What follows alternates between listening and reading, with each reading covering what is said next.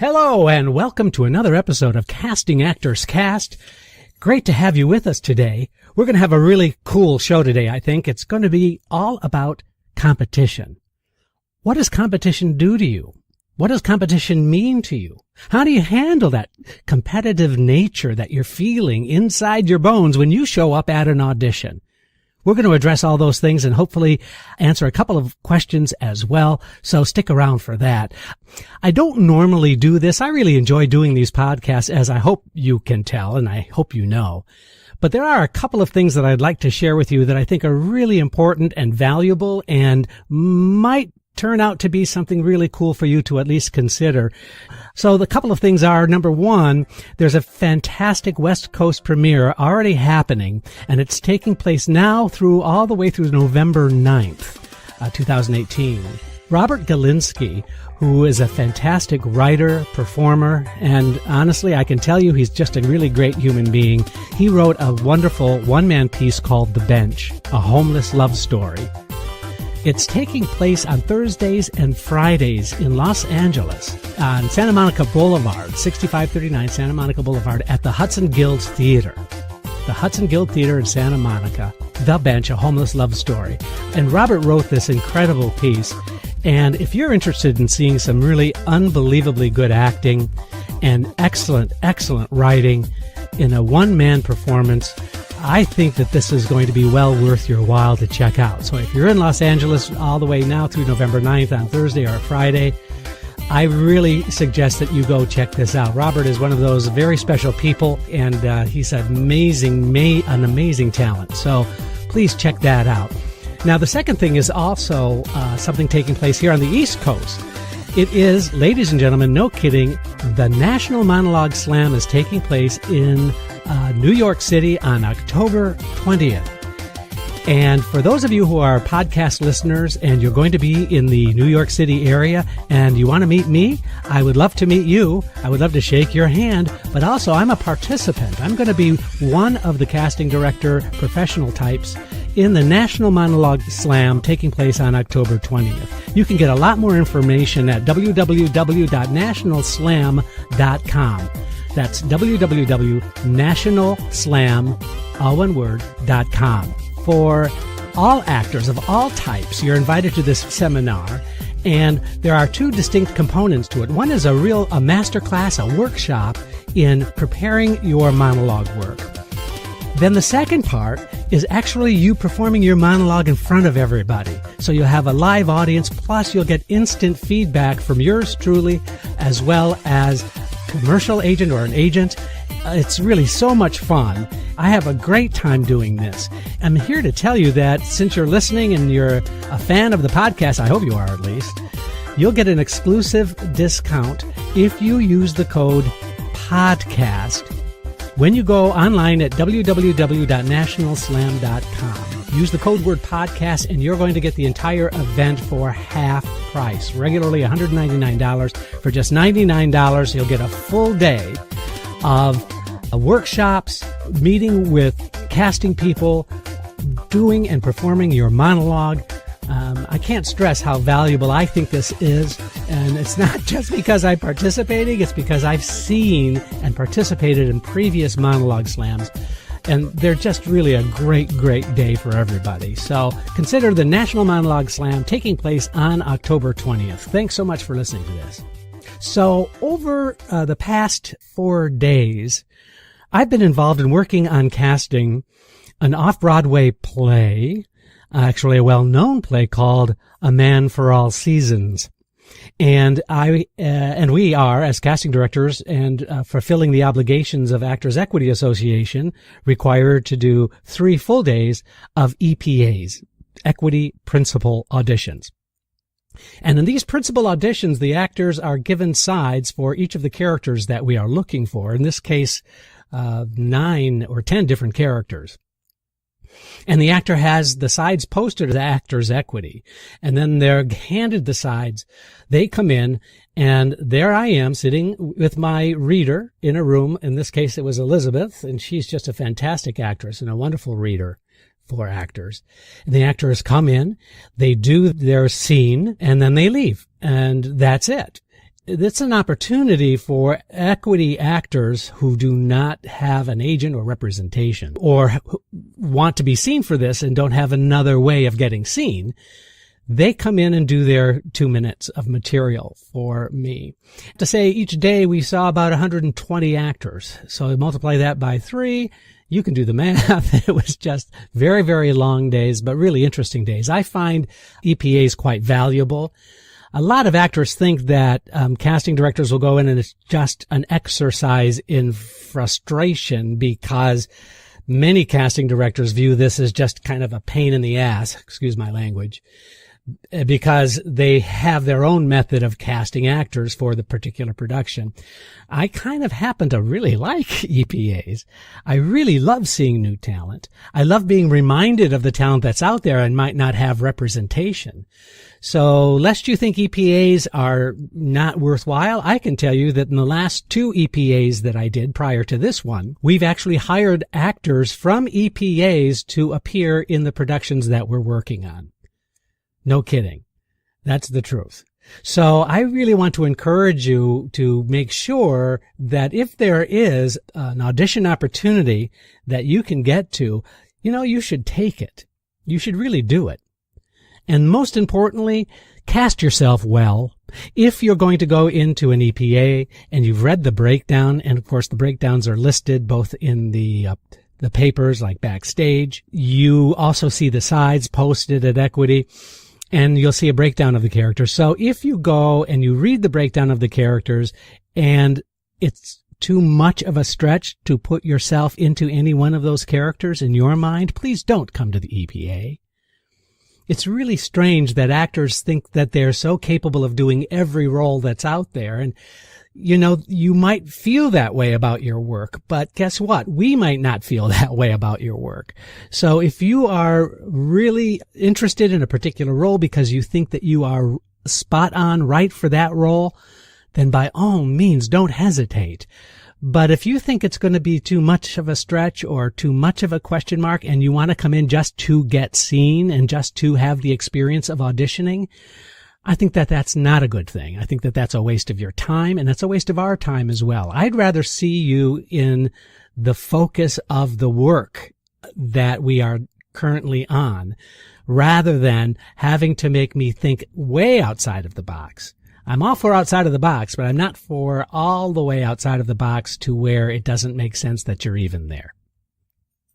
So during these EPAs that were going on over the past 3 days, I was always amazed that actors would choose certain sides for themselves and that they would come in one after the other and they would be doing the same sides, which is fine because there's a limited number of sides and a limited number of roles.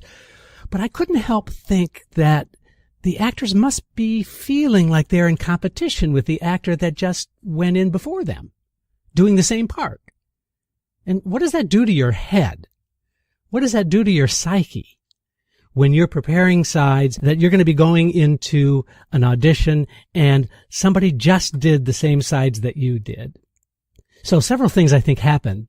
One is that immediately you decide that the choices that you've made for yourself probably aren't as good because the guy you're listening to in the other side of the door is really different than what your thought was about the role.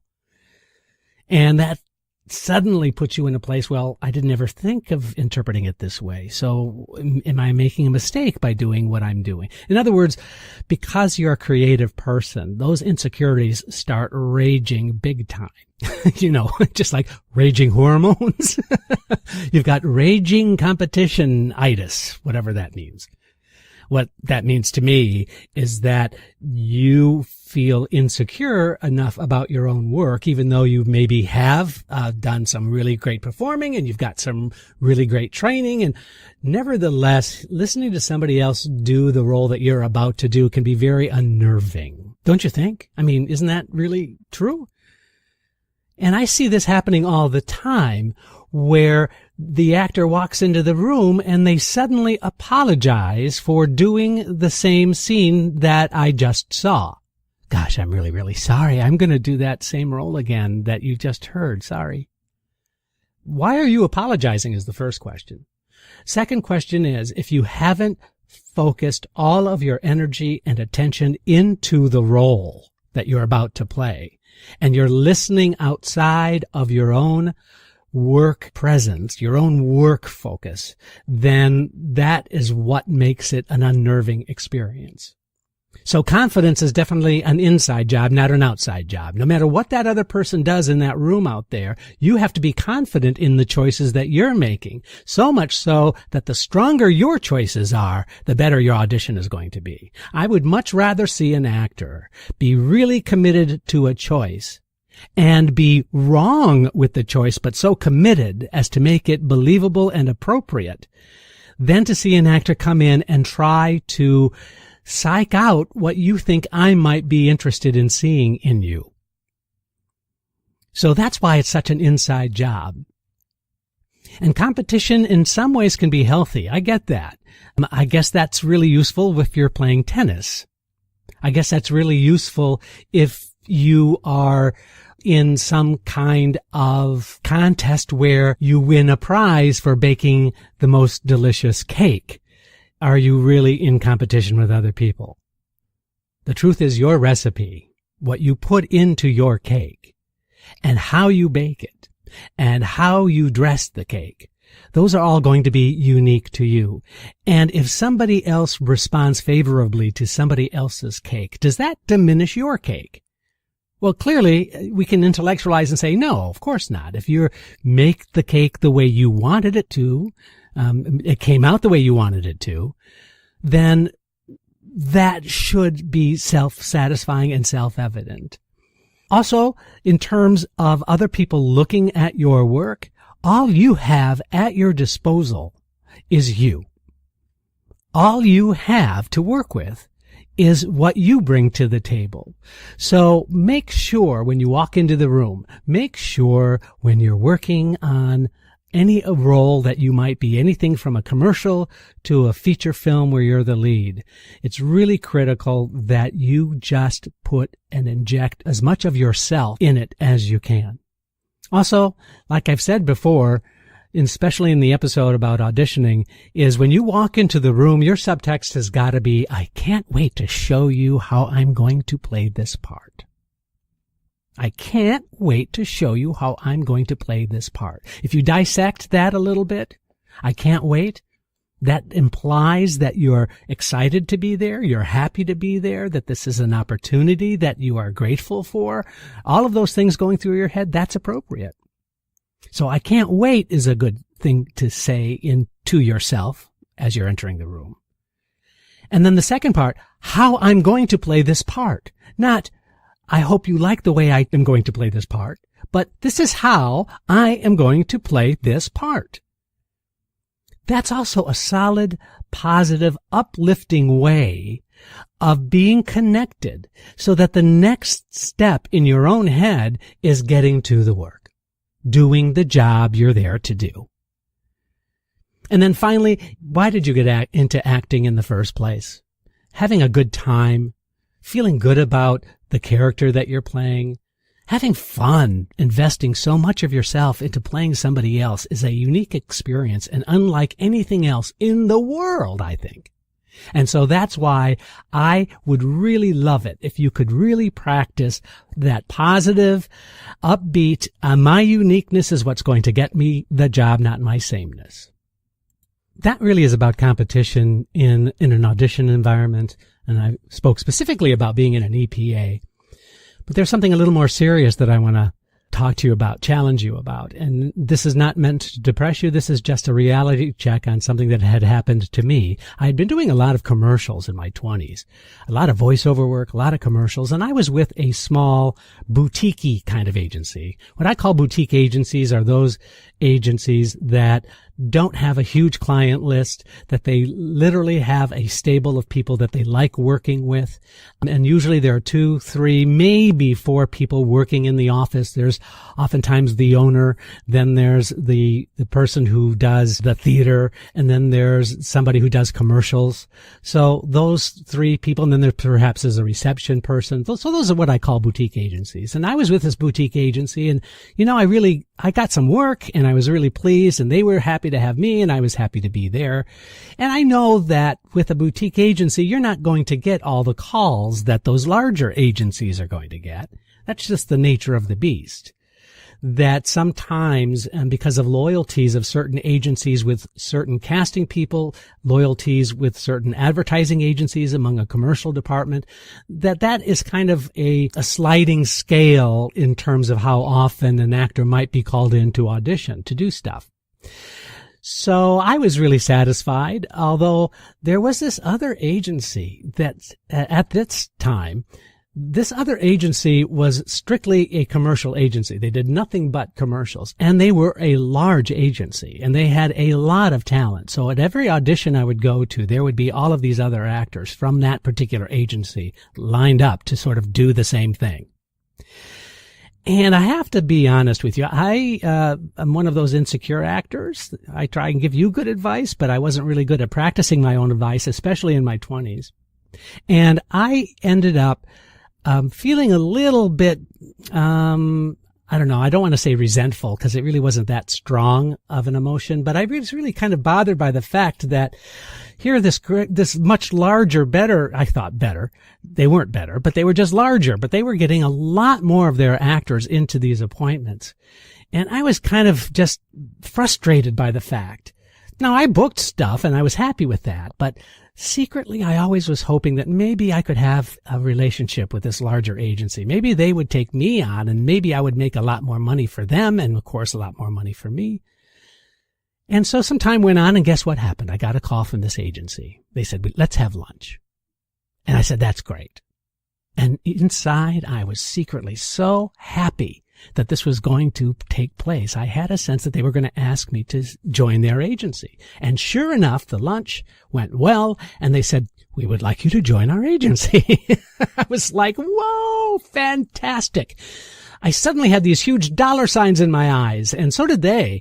And it was going to be this fantastic new relationship. And I honestly felt very badly about having to leave the smaller boutique agency, the commercial department. It had been a good relationship. There was nothing wrong, but I just felt maybe this was a sign for me to move on. So I did. 6 months went by without a single audition from this new agent. Now, at that time, commercials was such a big deal. To not get an audition in 6 months, where I had been going perhaps on a weekly basis on calls, was devastating. I was churning inside. Finally, when I confronted the agent about why haven't you sent me out, his exact words were, you don't get it, do you? We signed you just so that we could take you out of the competition. I was heartbroken. I had no idea. It made no sense to me that I wouldn't get any auditions, but now I realized that their loyalties were to their people that they had been working with for a longer period of time, and so therefore, by taking me out of the competition, they were able to get their favorites, so to speak, in those auditions and get those bookings. It was a mortifying situation. It's hard to even talk about it now. I'm not trying to relate the story to you to upset you in any way, but there are all kinds of agents out there. There are all kinds of situations that you should really consider resources. And competition is one of those things that should make us feel healthy about the environment that we're in and not be a destructive force. I am happy to report that agency closed. They collapsed due to fiduciary issues and not paying all of their clients what they were due. And that boutique agency welcomed me back with open arms. And so that was a very, very memorable experience. The only way to deal with your competitive nature is to know that that's a part of who you are, but that all of that focus and all of that energy and the voices in your head that are constantly talking to you about that should be refocused and re-energized into doing the best that you can. That's as much as you have to do, and that is more than enough. I know I'm slightly over time here because I usually like to stop around 20 minutes in the podcast, but I did want to say that I received a really nice email from an actress who had been with an agent and is still with an agent for over a year now and hasn't been sent out once. And I need to answer this inquiry. My suggestion is that you do as much research as you can about the agent. Find out if this is something that they normally do. It is not normal to be with an agent and not have them send you out. That's just not normal. That's not right. So a year has gone by and all of the auditions and things that you've been going on have been self-generated. It's important for you to really sit down and have a conversation with this agency about how they work. What is their method? And is there a reason why you haven't gotten a call from them? Please, please, please treat it like a business. If you're not being sent out, you should find perhaps another agency. If, on the other hand, you feel that they're giving you some kind of loyalty or they're giving you some kind of assistance that you wouldn't find elsewhere, then you might want to consider staying. But it just doesn't feel right to me to stay with an agent that is not sending you out. Oh gosh, this has been a fun show for me, and I got all emotional and stuff. It was it was really fun. I really appreciate you listening. Thank you so very, very much for listening to Casting Actors Cast. I'm Jeffrey Dreisbach. You've been listening to Casting Actors Cast with host Jeffrey Dreisbach. Find out more at castingactorscast.com and let us know if you would like us to cover topics you're interested in. Thanks for listening. I'm Matthew DeSarno.